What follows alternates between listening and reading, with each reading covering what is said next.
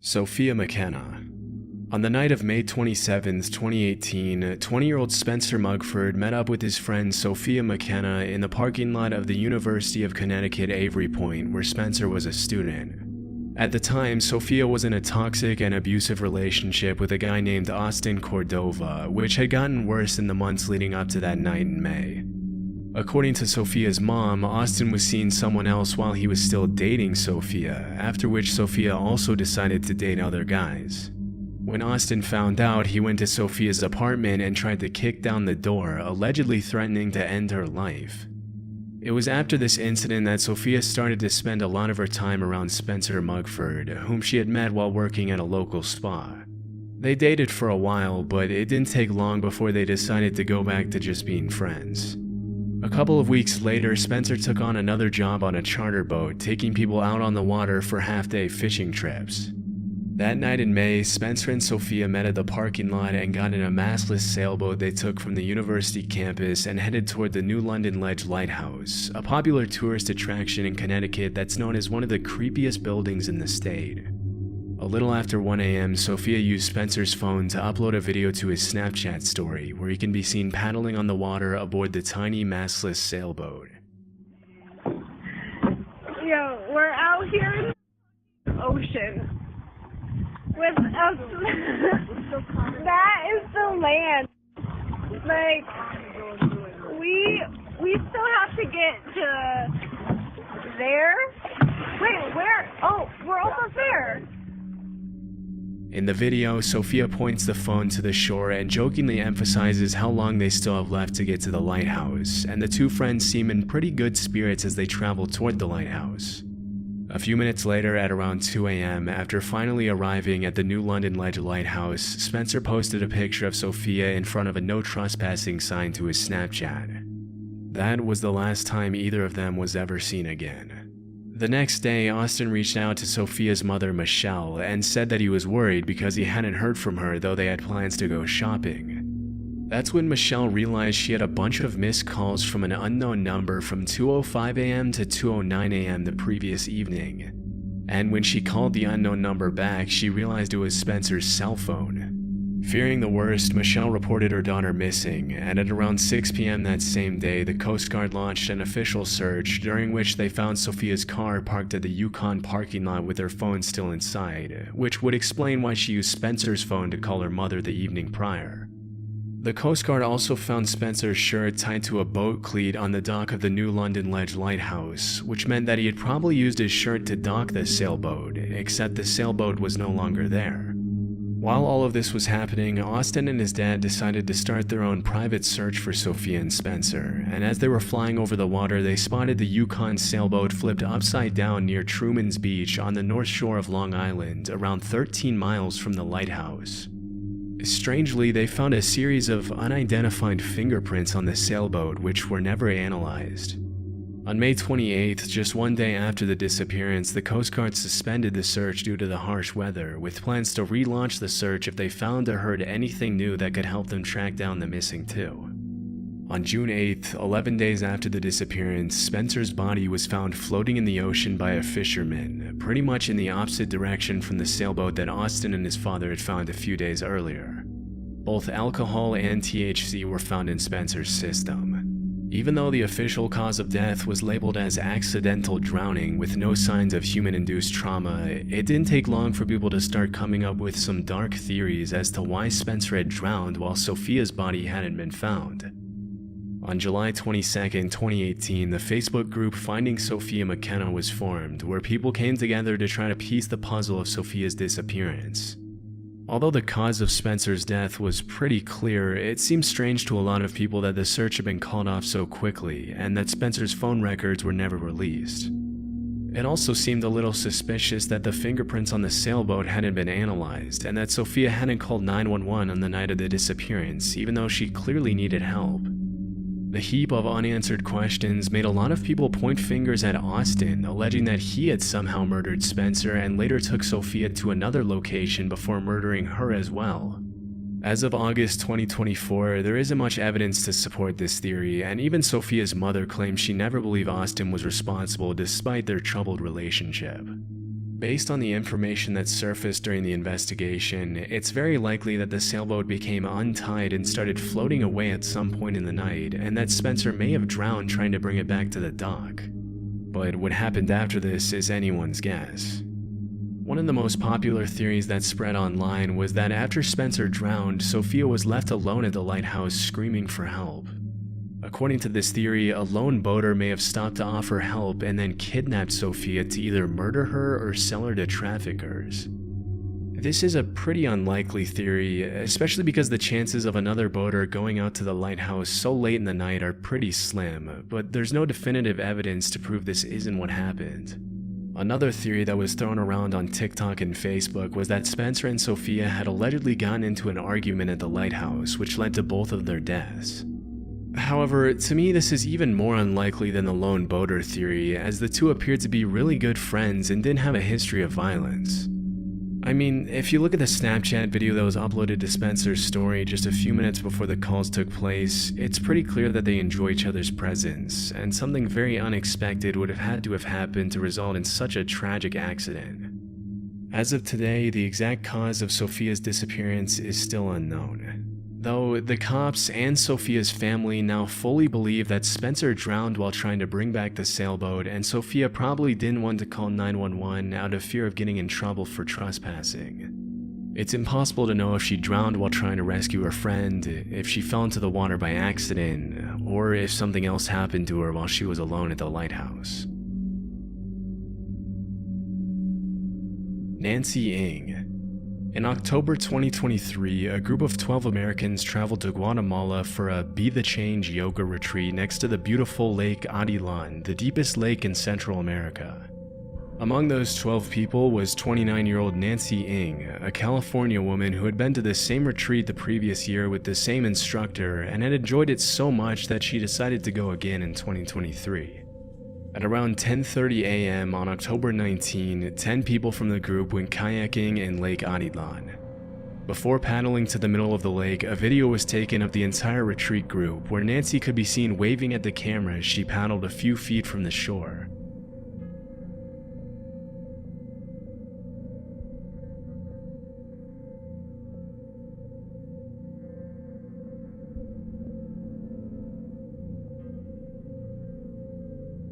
She seemed happy as she made her way to join the rest of the group, but sadly, this is footage of the last time Nancy was ever seen. After the video ended, everyone in the group paddled in separate directions, with Nancy kayaking toward the middle of the lake along with Christina Blazek, another woman from California. What happens next depends on who you ask, but according to the owners of the kayak rental company, the group came back from the excursion a few minutes later, with a lot of them looking pretty nervous and on edge. That's when they noticed the group had one less person. Nancy hadn't come back. Strangely, nobody in the group seemed to want to talk to the owners. As per the owner's testimony, the retreat goers went home as quickly as they could, failing to even pay for the kayaks or provide an explanation as to what happened to Nancy.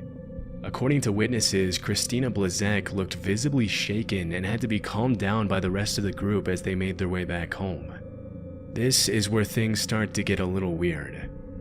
Even though the group wasn't scheduled to go back to the US for a few more days, they all pushed up their departure and went back home just 8 hours after the excursion. According to Eduardo Ramad, the organizer of the Be the Change retreat, the group immediately reported the disappearance to the Guatemalan police, but according to the cops themselves, the group took almost 24 hours to notify them that Nancy had gone missing. Strangely, when Eduardo first notified Nancy's family of the incident, he didn't specify that Nancy had gone missing in the lake.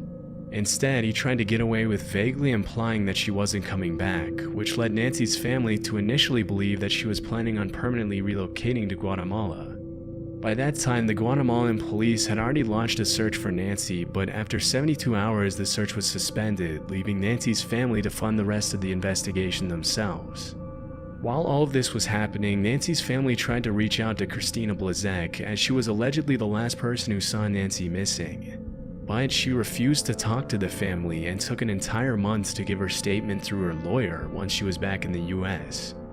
According to Christina, she and Nancy had crossed paths at the deepest part of the lake as they were about to head back to the shore. Out of nowhere, Nancy decided to hop out of the kayak to go for a swim. The water was pretty rough, and Lake Atitlan is over 1,000 feet deep, which is why Christina allegedly cautioned Nancy against going in the water.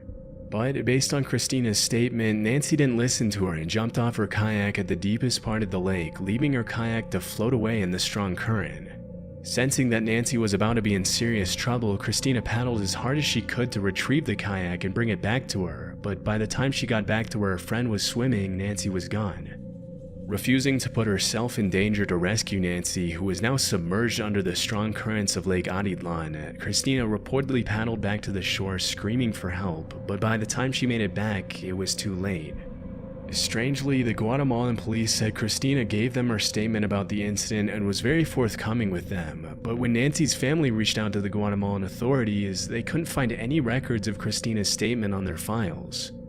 At this time, allegations started being thrown around that Nancy had never been offered a life jacket before she went on her kayak. But the owners of the kayak rental company went on record to clarify that that was completely false, and that the only reason Nancy could be seen without a life jacket in the video was that she decided not to take one. Because Christina refused to talk to the victim's family, they took matters into their own hands and did something that was honestly pretty messed up. They revealed Christina's name publicly and accused her of withholding information from them. As soon as they did that, Christina started receiving death threats from people all over the world. The case garnered a ton of attention on TikTok and Facebook, with dozens of internet sleuths leaking Christina's address and cell phone to threaten her and make her life a living nightmare. As the case gained more and more traction online, some of the wildest theories started to get thrown around, with many people alleging that Nancy had been murdered by her retreat group in a cult sacrifice or as a part of an elaborate hate crime on account of Nancy's Asian descent. What's really strange about this case is how different everyone's testimony is about how the group acted when they realized Nancy was missing. If they had acted a little more transparently, it honestly wouldn't be too hard to believe that everything Christina said was true, but because they acted so shady and stayed silent for so long after the incident, it's understandable why everyone on the internet accused them of hiding something. As of today, many witnesses still haven't given their statements, and there are even allegations that the group bribed the Guatemalan police to let them leave the country early, but there's no definitive proof that this really happened. My personal opinion is that Christina is probably telling the truth and that the group most likely didn't have anything to do with Nancy's death. I'm not justifying the way they acted, but to a certain extent it's understandable that they'd be nervous after the incident, considering that they were in a foreign country where they didn't speak the language and didn't know how the police would react to Christina's version of the events. Still, their suspicious behavior leaves a lot of room for doubt. Hopefully, more information will continue to surface on Nancy's disappearance, but for the time being, this case will have to remain a mystery. Patricia Meehan. On April 20th, 1989, a woman named Peggy Bueller drove down a dark country road near a small town in Montana named Circle. Suddenly, she saw a woman driving in her lane on the wrong side of the road, heading straight toward her at a pretty high speed. Peggy swerved and was fortunately able to avoid crashing head-on. Unfortunately, Carol White, the woman in the car behind Peggy, wasn't as fortunate. Carol had witnessed the near miss just seconds earlier and had attempted to swerve out of the way as well, but was struck head-on by the woman driving the wrong way. Shocked from the crash and understandably a little dazed, Carol stepped out of the car and tried to find the woman who had caused the accident. A few seconds later, a blonde woman in her mid-30s crawled out of her wrecked vehicle and stood on the side of the road.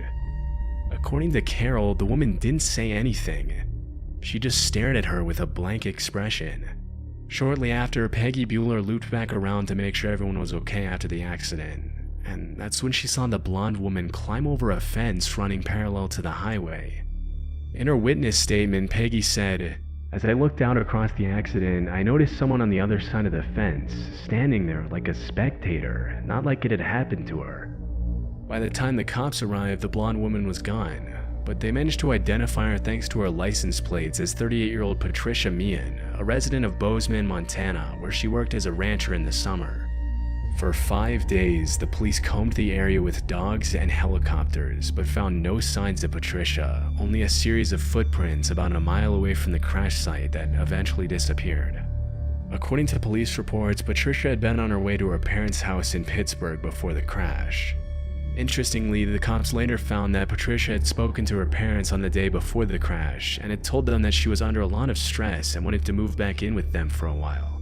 Because Patricia was a pretty stable woman and didn't have any problems with alcohol or drugs, her parents were caught off guard at the request, but accepted under the conditions that she see a therapist before moving back in with them. So, before heading to her parents' house, Patricia scheduled an appointment the following day with a specialist and prepared to make the trip to Pittsburgh. It's unknown why she passed through the town of Circle, which isn't exactly on the way to Pittsburgh from Bozeman, but it's possible she may have gotten lost. With no real leads other than Patricia's identity and her family's statements, the cops tried to find a viable explanation as to where she could have gone. After a while, they narrowed it down to two possible theories. Either Patricia had hitched a ride after disappearing into the darkness, or she stowed away on a hay truck that the cops had seen a little more than a mile from the crash site. This is where things get a little strange. Over the next few days, a bunch of people started calling the cops, claiming that they had seen Patricia Meehan at different truck stops and diners along I-70, acting dazed and confused and asking strangers for rides. By the end of June that year, more than 25 sightings had been reported to Patricia's parents, who had both traveled to Montana in hopes of finding their missing daughter. Interestingly, a lot of people who claimed to have seen Patricia verified that it was her when her parents showed them pictures and videos of her, but every single one of them had failed to report the missing woman to the actual cops. It was as if she was doing everything to stay one step ahead of the cops and her parents, even in her seemingly confused state. In the fall of that year, more and more sightings and reports of Patricia started surfacing. In September, Patricia allegedly hitched a ride from a woman in Victor, Montana, who offered to let her stay with her and her husband for the night. The next day, they dropped her off at a truck stop to bring her closer to some friends she said she was visiting in another part of the state, and by the time the couple realized they had a wanted missing woman on their hands, Patricia was gone. While all of this was happening, Patricia's parents found a roll of undeveloped film in one of her cameras, where they found a pretty haunting self-portrait that was taken shortly before the accident and disappearance. In it, Patricia can be seen staring at the mirror with a vacant expression and a camera between her hands. As far as we know, this was the last time Patricia was ever photographed. As of today, at least 100 people have reported seeing Patricia Meehan since her disappearance, but the authorities haven't managed to locate her. With the extremely bizarre nature of the case, everyone from the cops to internet sleuths to the general public has been left wondering what on earth could have happened to Patricia. And this has obviously given rise to all kinds of theories to explain her disappearance. According to one of the most popular ones, Patricia may have suffered from amnesia after the crash, which is possible when you consider the state of mind she was in before she made the trip to Pittsburgh. Multiple psychologists have weighed in to explain that a period of intense stress combined with a potential head injury could have resulted in full-on amnesia, which hauntingly could have made Patricia want to travel across the state in a desperate search for her lost memories. This would explain her dazed and confused behavior, but doesn't explain how she managed to elude the authorities after over 100 people across the country allegedly saw her and interacted with her. One of the darker theories is that Patricia caused the accident on the road on purpose to take her own life, which explains why she would take a detour to Circle instead of taking a more direct route to Pittsburgh. Although this is definitely possible considering she was depressed, it begs the question of why she would schedule an appointment with a therapist in Pittsburgh if she was planning on taking her own life just a few hours later. According to other sources, Patricia may never have hitched a ride from anyone and potentially just wandered off into the woods before drowning in a nearby body of water. This would be extremely strange considering that so many people pretty much swore on their lives that they had seen the exact woman in the pictures Patricia's parents showed them. But stranger things have happened, and a couple of detectives have mentioned this is definitely possible. Because the incident happened so long ago, it's unlikely we'll ever know what happened to Patricia Meehan, and this will probably just have to remain one of the strangest, most haunting unsolved disappearances in history. Kaylin Louder. At around 9 p.m. on September 26, 2014, a woman named Kaylin Louder made a panicked 911 call in which she alleged that there was a fight going on inside her condo's clubhouse. When she asked if any weapons had been involved in the fight, she claimed she had heard gunshots.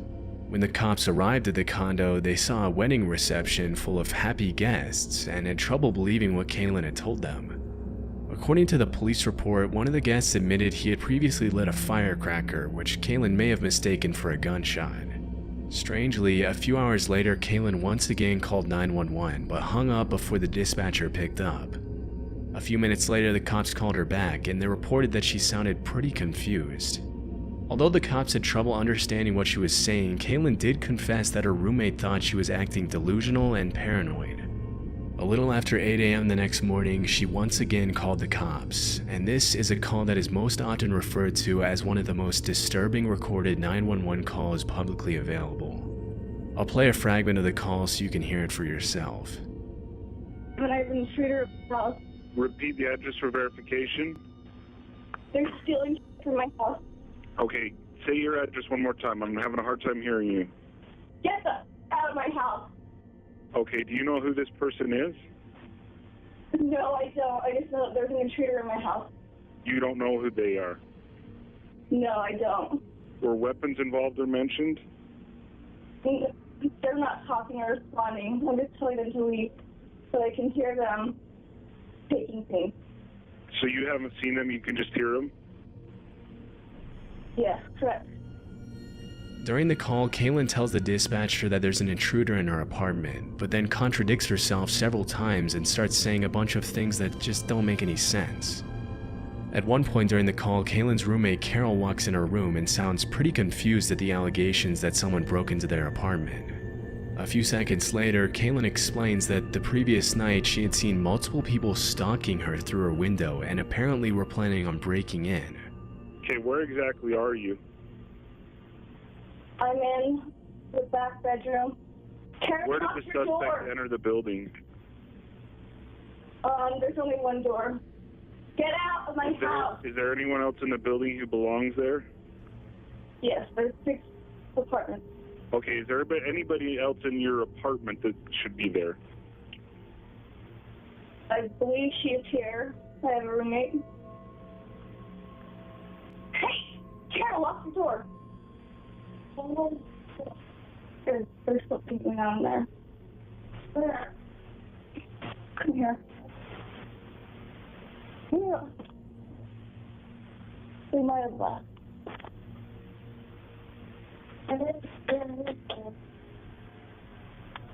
Okay, what's going on now? They've left now? Yeah, so I'm just going to look and see if anything's been taken. Someone opened the door, and I heard them come in. Don't do that, Carol. The door's still locked. It's not impossible. They must have a key or something. Because when I took the dog out, I heard people talking. And there was people last night, sitting outside the window. And so they, were scoping us out or something. Why is the door still locked? Well, I can't explain that, but I heard, 2 people talking. Strangely, Carol points out that the door to the apartment is still locked and has been locked all morning, which would obviously make it impossible for someone to break in, but Kaylin still sounds pretty upset and convinced that there was an intruder in the apartment. Even though it was relatively clear from the call that there hadn't been a break-in, the cops still went to Kaylin's residence to make sure she was okay, and once there they confirmed that there were no signs someone had broken in. Later that day, at around 6 p.m., the condo's security cameras captured Kaylin outside of her apartment, walking barefoot in the rain toward a little creek close to the condo entrance. The footage shows her carrying her dog as she walks back to her apartment from the creek. It's unclear if she's talking to herself or to her dog in the footage, but her behavior definitely seems a little bit off.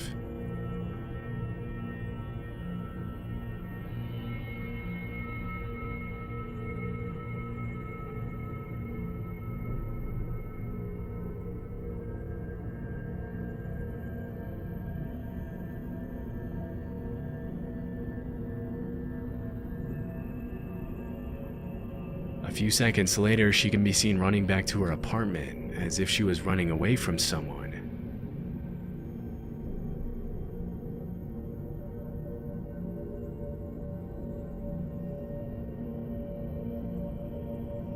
Tragically, that video was the last time Kaylin was ever seen alive. Later that day, she went missing after leaving her phone, her dog, her shoes, and her wallet at home. During the investigation, her family revealed that she never left her dog Phyllis alone for more than an hour, even taking him along to special events such as weddings and graduations. From the start of the investigation, the cops alleged that Kaylin appeared to be mentally ill. Although police combed the entire area, the initial search for Kaylin was unsuccessful, and it wasn't until 2.5 months later, on December 1st of that year, that her body was discovered by West Valley City work crews looking at a drainage pipe. Disturbingly, the work crew noticed her body sticking out of the water in the middle of the river, partially hidden by plants. But because her body had been decomposing in the water for so long, it took the cops a while to determine her age and gender. And even when they confirmed her identity, it was impossible for them to determine the cause of death, which added another layer of mystery to the case.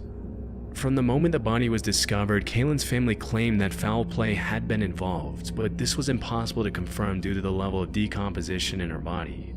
What's strange about this case is that her body was found pretty far away from where the authorities speculated she had accidentally fallen into the creek and drowned. The river she allegedly fell into is pretty shallow, and even with the heavy rain, it seems unlikely that her body could have been carried all the way to where it was found without getting snagged on a branch or stuck in the mud. Even though the authorities chalked up the whole thing to an accidental drowning that stemmed from what they assumed to be a psychotic break, there are a lot of details in the case that simply don't add up. For starters, Kaylin didn't really have a history of mental illness. Although she was finding it hard to find a job and had allegedly been a little down for a few months according to her father's testimony, pretty much everyone else in her life had described her as stable and relatively happy. However, earlier in 2014, Kaylin had gotten a job at a school but was let go a few months later, which, according to her dad, made her a little depressed. In the weeks leading up to her disappearance, she had been rejected from another job opportunity, which probably didn't do wonders for her emotional state. I was able to find that there had been some events in Kaylin's past that may have contributed to her deteriorating mental state.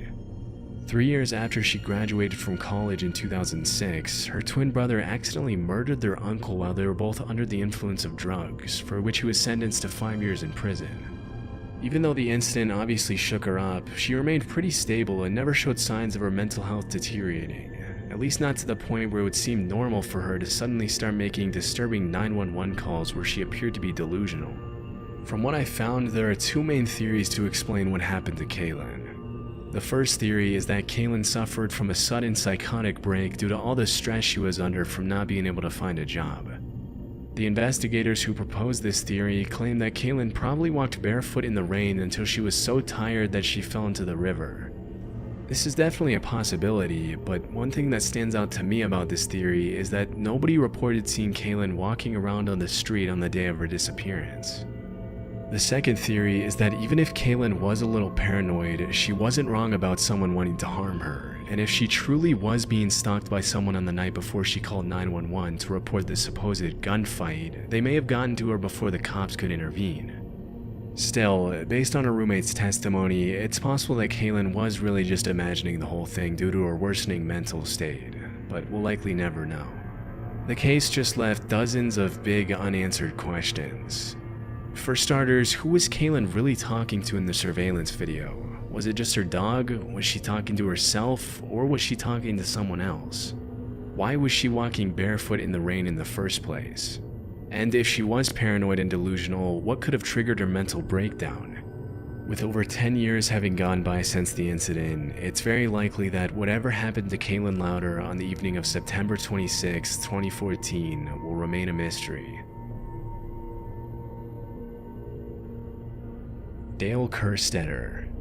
On September 12, 1987, a 50-year-old security guard and maintenance man named Dale Kerstetter went to work as he usually did at the Corning Glass Works plant in Bradford, Pennsylvania. At 11 p.m., he began his night shift as a weekend security guard. The next morning, at around 7 a.m., the day shift security guard named John Lindquist came to relieve Dale from his shift, but he was nowhere to be found. John immediately went to the cafeteria to see if Dale was there, but the only thing he found was Dale's lunchbox with his food still inside. Strangely, a few minutes later, Dale's truck was found in the parking lot of the plant with his keys, a pack of cigarettes, his backpack, and an empty pistol holster still inside the truck. Sensing something was wrong, the cops brought search dogs to the plant to find Dale. A few minutes later, the dogs traced Dale's scent to the second floor, where the plant's glass furnace was located, along with some pretty valuable platinum pipes. This was pretty strange considering that Dale rarely went to that part of the building and had no business going near the pipes. That's when the plant manager decided to check the security footage from the night before, and what he found was pretty disturbing. The footage you're seeing now is the original footage of the incident, which is now extremely grainy due to the slow deterioration process of the old footage, and it's pretty much useless for the purposes of this video. The video you're about to see is a reenactment of the footage, which is supposed to be perfectly accurate as per my research.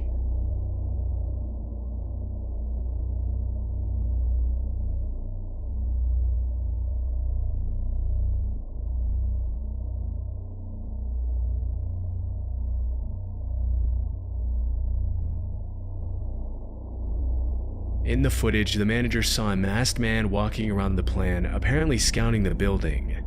Shortly after, the man ran up to the second floor of the plant where the highly valuable platinum pipes were located. A few seconds after this, Dale can be seen speaking to the masked man while he appears to be coerced out of the room. And as the masked man drags him out of the room by the arm, Dale looks straight at the security camera.